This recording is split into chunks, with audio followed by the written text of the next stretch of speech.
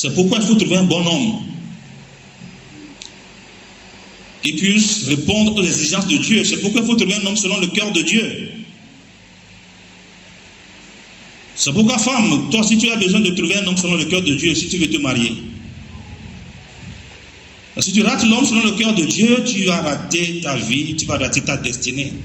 L'homme qui n'est pas selon le cœur de Dieu peut détruire ta destinée.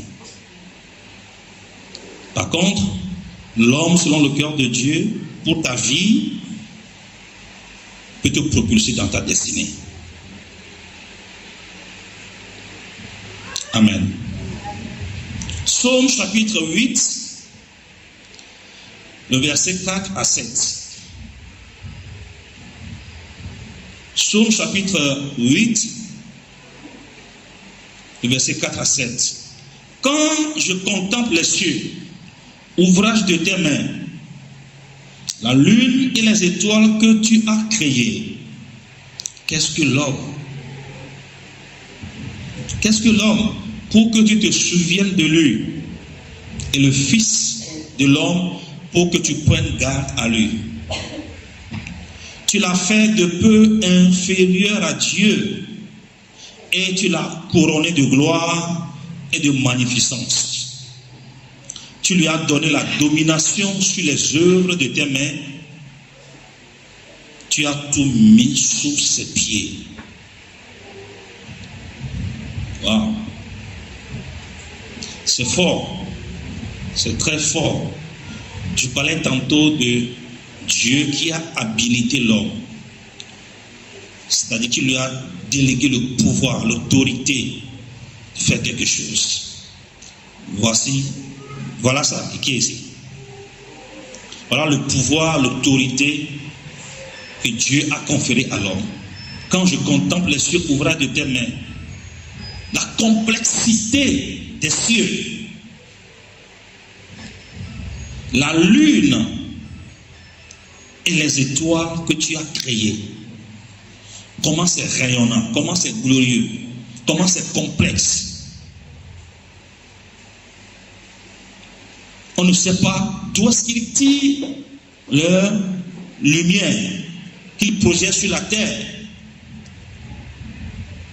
Nous savons que pour allumer ces ampoules, il faut actionner quelque chose. Mais les lumières là, que le soleil dégage, que les étoiles dégagent, que la lune dégage, il le tire tout.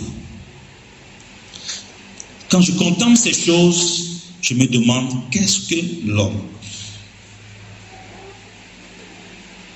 Pour que tu puisses lui donner une telle importance, tu l'as fait de peu inférieur à Dieu.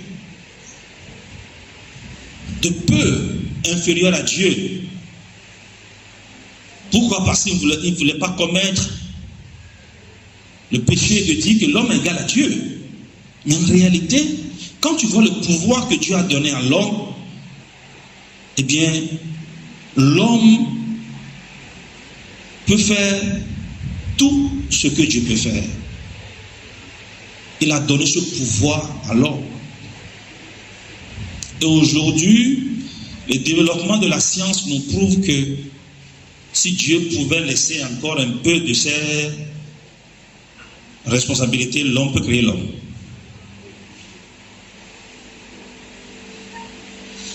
L'homme peut créer l'homme. J'ai fait l'expérience de rentrer dans une voiture qui se conduit par elle-même, qui s'arrête au feu rouge, qui attend le feu vert, et elle continue, elle prend le virage, elle-même, le chauffeur ne touche à rien. Qu'est-ce que l'homme peut faire que la machine ne peut pas faire aujourd'hui? Vous voyez l'importance que Dieu accorde à l'homme.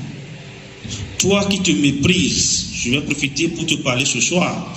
Toi qui te minimises, que tu sois homme ou femme. Toi qui te méprises, qui te sous-estime, qui te minimise, comprends ce soir que Dieu a une grande considération pour toi. Tu es loin d'imaginer quelle force, puissance, pouvoir Dieu a déposé en toi.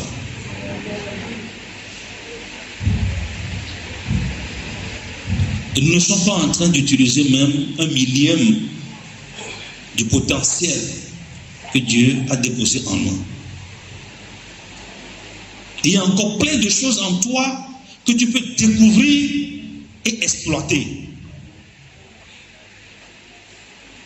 Il y a plein de choses que tu peux découvrir en toi, faire ressortir et exploiter pour que cela soit une bénédiction pour ta génération. Tu as couronné l'homme de gloire et de magnificence. Et tu lui as donné la domination sur les œuvres de tes mains. Quelle que soit l'œuvre de Dieu sur terre, nous, en tant qu'hommes, nous avons le pouvoir et la domination sur ça. Nous avons le pouvoir et la domination sur ça. Si nous sommes vraiment connectés à Dieu, nous pouvons régner dominer sur toutes choses. Vous avez vu un certain Daniel qui, devant des lions affamés, a pu imposer silence et calme, l'homme. Amen. L'homme. Il a imposé silence et calme aux lions affamés. Grâce à sa connexion divine. Si nous sommes réellement connectés à notre source, nous allons faire des exploits. Alléluia. Dieu nous a couronnés de gloire et nous a donné la domination. Tu dois croire en cela. Tu dois croire en cela. Dieu nous a donné la domination. Il nous a couronnés de gloire. Que ta situation présente ne te fasse pas croire le contraire. Amen. La vérité est toujours différente de la réalité. La vérité, c'est ce que Dieu a dit. La réalité, c'est ce que tu vis. Mais la vérité est au-dessus de la réalité. Donc, je prie que cette prophétie s'accomplisse dans ta vie. Que tu puisses expérimenter la domination divine. Que tu puisses manifester la gloire de Dieu. Lève-toi et prie. Car ta lumière arrive. Les nations marcheront dans ta lumière. Au nom de Jésus. Voilà le pouvoir que Dieu nous a donné. Voilà la considération que Dieu nous donne. C'est pourquoi un homme qui verse le sang humain, c'est une ignominie devant Dieu. C'est une ignominie devant Dieu. Quand tu passes quelque part, que c'est le sang des animaux qui est versé, ça ne donne rien. Ça ne crée rien. Mais quand c'est le sang humain que tu vois par terre, je ne sais pas si quelqu'un a déjà expérimenté ça, mais imagine un peu ce que ça produit en nous comme indignation. J'en ai vu.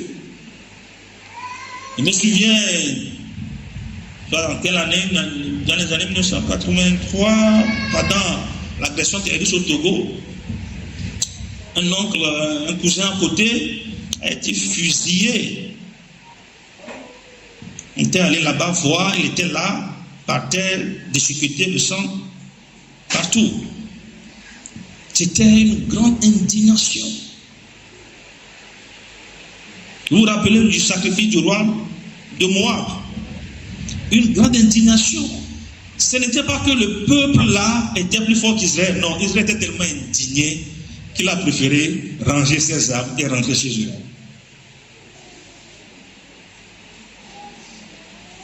Amen. C'est la place qu'occupe l'homme dans le cœur de Dieu. Je suis trop important pour Dieu qu'il m'abandonne. Je suis trop important pour Dieu qu'il me laisse tomber comme ça. Je suis trop important pour Dieu qu'il ne me protège pas. Je suis trop important pour lui. Amen. Si tu crois que tu es un poulet mouillé, ou bien une poule mouillée, tu vas mourir comme une poule mouillée. Mais si tu crois que tu es trop important pour le ciel, tu as trop de choses que tu portes en toi dont le monde a besoin. À tel enseigne que Dieu ne peut pas t'abandonner, il ne peut pas te laisser comme ça mourir comme un chien. Ainsi en sera-t-il. Alors pourquoi est-ce que Dieu cherche l'homme? Parce qu'il a tellement donné à l'homme, il a tellement déposé dans l'homme, il a tellement confié beaucoup de choses à l'homme, il a tellement donné beaucoup de considération à l'homme. C'est pourquoi il a toujours cherché un homme.